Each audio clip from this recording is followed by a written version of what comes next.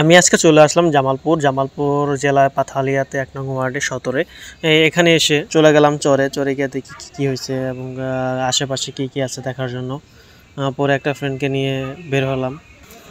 চরে এসে দেখি অনেক কিছুই হয়েছে এবং আমরা দুজনে গল্প করতেছি। গল্প করার মাঝে মাঝে আমি একটু ভিডিও করতেছি, দুই ফ্রেন্ড মিলে। পরে আমরা হাঁটতেছি তো আমরা এখনও ভুট্টা ক্ষেত অথবা তুলার বাগানে যেতে পারিনি এবং তুলার বাগানে যাওয়ার জন্য আমরা প্ল্যানিং করতেছি। এই যে আশেপাশে অনেক ভুট্টা ক্ষেত এবং এখানে যাওয়ার জন্য আমরা রেডি হচ্ছি। পরে চলে আসলাম ভুট্টা বাগানে। যে ভুট্টা, এগুলো সব ভুট্টা ক্ষেত দেখতে দেখতে আমরা আস্তে আস্তে আগাচ্ছি। চতুর সাইডে শুধু ভুট্টার গাছ, আর চতুর্দিকে শুধু ভুট্টার গাছ। এই ভুট্টাগুলো ছিল খুবই ছোট এবং অপরিপূর্ণ, এখনও পরিপূর্ণতা হয়নি, সেই কারণে আমরা আস্তে আস্তে আগাচ্ছি। যেদিকেই তাকাই শুধু ভুট্টা গাছ আর ভুট্টা গাছ।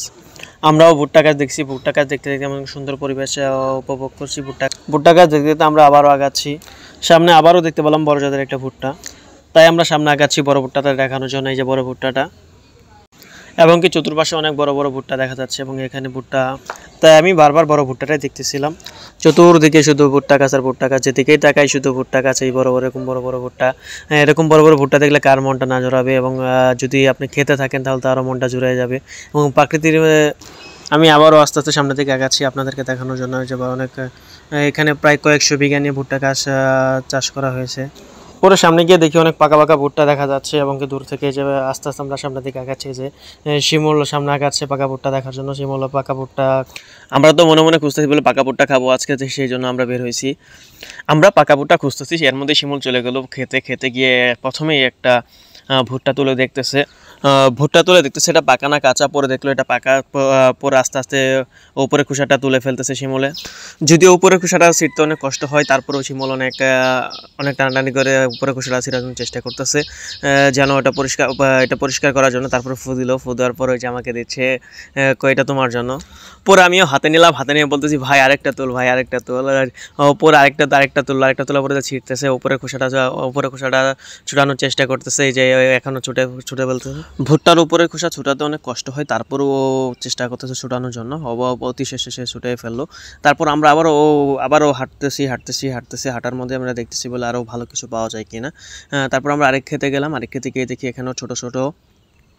তারপর আমরা হাঁটতেছি, দেখি আরও বড় পাওয়া যায় কিনা। পরে আমরা পিছন সাইডটা গেলাম। পিছন সাইডে গিয়ে দেখি বলে এদিকেও ওরকম ছোট ছোট। পরেই দেখতে পেলাম তুলা পরে আছে, তুলা শুকানোর জন্য দিয়েছে। এবং পরে শিমুল বলতেছে ভাই আজকে খাবো, তো আমিও বললাম চলো আজকে খাবো।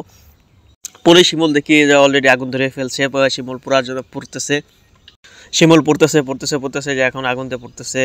পরে আমি বললাম একটা পড়বা কেন, দুইটাই পরে বলছে না একটাই পড়বো, দুজনে মিলে খাবো। পরে যদিও হাতে নিয়ে পড়তে কষ্ট হয় কারণ আগুনে ছেঁকা লাগে, তারপর শিমুল চেষ্টা করতেছে বলে হাতে নিয়ে পড়া যায় কিনা। শিমুল লাফালাফি করে পড়তেছে এবং গিয়ে হাতে গরম লাগে, সেই কারণে সে তারপরও শিমুল চেষ্টা করতেছে পড়ার জন্য। তারপর শিমুল কথা বলার পর আমি আস্তে আস্তে দেখতেছি বলে কোন দিকে আছে। ভুট্টাটা পরে দেখলাম ভুট্টাটা নিচের দিকে পড়ে যাচ্ছে, এবং পরে শিমুলকে বললাম শিমুল ভুট্টাটা কিন্তু নিচের দিকে পড়ে যাচ্ছে। পরে শিমুল বলতেছে পড়তে দাও ভালো করে পড়তে দাও। পরে আমি বললাম ঠিক আছে পড়ুক। পরে দেখি বলে পরে দেখি খড় আস্তে আস্তে শেষ হয়ে যাচ্ছে। পরে আমি খড় খোঁজার জন্য আমি বলতেছি শিমুল খড় নিতে হবে। পরে শিমুল খড় নিয়ে আসলো। খড় নিয়ে আসার পর তার উপরে খড় দিয়ে দিল। তারপর ধাউ করে আগুন জ্বলছে। তারপর আমি বলতেছি মনে হয় আর খড় লাগবে না। পরে শিমুল না আরও লাগবে। পরে শিমুল খড় খোঁজার জন্য আবারও চলে গেল। পরে আমি বললাম বলে দেখো ওটা নিচের দিকে পড়ে গেছে। শিমুল বলতেছে নিচের দিকে পড়লো সমস্যা নাই। পরে শিমুল বলতেছে আমি হাঁপিয়ে গেছি। পরে তুমি বসে থাকার পর শিমুল আবার ওঠার পরে ভুট্টাটা একটু লাড়িয়ে ছেড়ে দিতেছে। দেখতেছে বলে এটা চতুর্দিকে পড়তে হবে, না পড়লে খাওয়া যাবে না। তাই শিমুল বারবার দেখতেছে ভুট্টাটা এবং কি উপরের খড় দেওয়ার চেষ্টা করতেছে শিমুল। পরে আমি শিমুলকে বলতেছি ভাই হয়তো কতক্ষণ লাগবে। শিমুল বলতে ভাই আরেকটু সময় দাও। পরে আমি বলতেছি ভাই তাড়াতাড়ি কর। পরে শিমুল আবারও খড় টুকে বলতেছে ভাই আরেকটু সময় লাগবে। পরে আমি বলতেছি ভাই একটু তাড়াতাড়ি কর। পরে হয়ে গেছে। শিমুল বলতে ভাই হয়ে গেছে, চলো ট্রাই করবো। শিমুল যে ময়লাগুলো ঝাঁকিয়ে নিচ্ছে। পরে শিমুল বলতেছে ভাই এটা ট্রায়াল দেওয়ার জন্য প্রস্তুত। আমি বললাম ভাই আগে তুই ট্রায়াল দে। শিমুল বারবার দেখতেছে ভাই এটা তুমি ট্রায়াল দাও। উপরে ময়লাগুলো শিমুল ফুদে পরিষ্কার করতেছে। পরিষ্কার পর আবার হাতে খুব ছাকা লাগতেছে। পরে নিচে রাখার পর বলতেছে ভাই তুমি না। আমি বললাম না ভাই তুই নে ভাই। পরে শিমুল বলতেছে আমি ভাই একটা ট্রায়াল দেবো। আমি তুমি ট্রায়াল দাও। পরে শিমুল বলতেছে ভাই আমি রেডি। আমি ঠিক আছে তুমি রেডি। পরে আমি বলতেছি ওই কি রে। শিমুল বলতেছে মধু।